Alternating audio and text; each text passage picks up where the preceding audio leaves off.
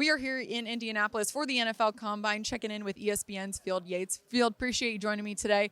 Obviously, the Broncos made some moves this offseason with the hiring of head coach Sean Payton. So what does Sean Payton bring to the Broncos? Yeah, first of all, excited to see Sean back in the NFL. It's certainly a better league when he is in the NFL. And there's an instant credibility. How many coaches with a Super Bowl win on their resume are available during an offseason? The answer is not very many. And you certainly know that the offense is going to be probably taking a major step forward this year because of his creativity, his knowledge, his respect within that locker room that he'll immediately command. So I'm fired up for what they have going in Denver right now.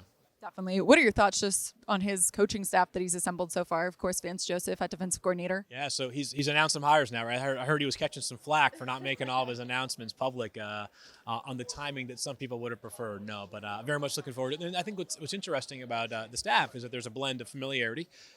Obviously Joe Lombardi and Mike Westhoff, guys he's coached with in the past, and then some newness, right? Vance, who doesn't, at least to my knowledge, didn't have a long working relationship with in the past. But I think we're seeing that a bit more in the NFL today. For a long time, it was you kind of hire who you know, but you do see that a little bit more now these days with bringing aboard coordinators or position coaches or anybody that you haven't worked with and realizing that getting a fresh set of eyes and ears can be a resourceful tool for a head coach. And, Vance has been doing this for a long time, not just as a defensive coordinator, but also as a head coach as well. And I think there's a sort of peace of mind that Sean Payton can keep when he can focus just on the offense and not even have to think about the defense on occasion and let Vance Joseph and his staff do their work.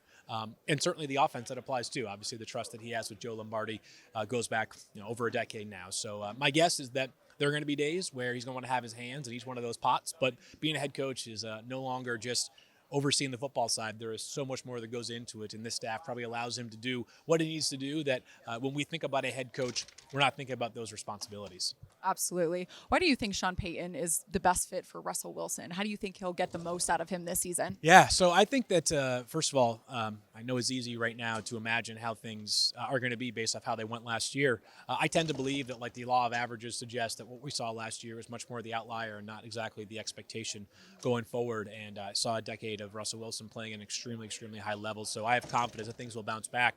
I think that sometimes when a player hits what I would think would probably be his football rock bottom as far as like statistical production is concerned, it probably has a little bit of an impact on him that makes the individual take a big step back and say, where do I want to go over these next few steps of my football career, and what do I need to do to adapt? And I think while it was difficult to endure last year, it might end up being a boost forward for the offense now in the 2023 season and also beyond that. And I think that with Sean, it's not just that Russell knows his credentials and what he has done in the past, but probably what he is imagining the two of them can do together that they haven't in their own respective careers done previously. Sean has coached some outstanding quarterbacks, none better than Drew Brees, but I don't know that he's coached quarterbacks. There are some similarities between Drew and Russell in stature, but there's some different things that Russell does that that Sean has not had with his prior quarterbacks, and I think probably same thing for Russ. He's probably not worked with a coach exactly like Sean Payton, so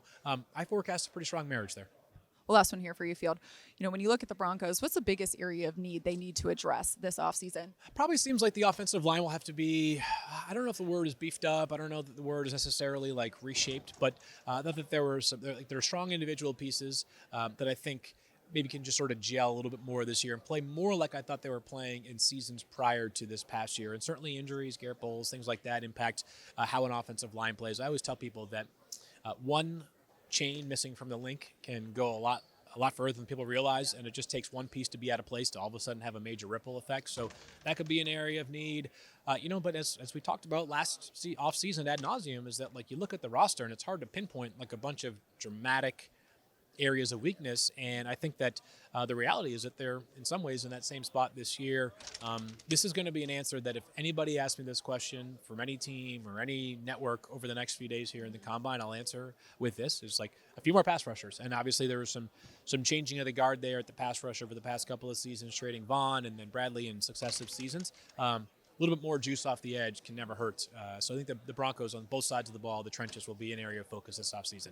Can always use more pass rushers. I could use more. I don't even play the game, so give me a couple if they want to come play for my imaginary NFL team. Right. Well, Field, appreciate you taking the time and appreciate your thoughts on the team. Thank you.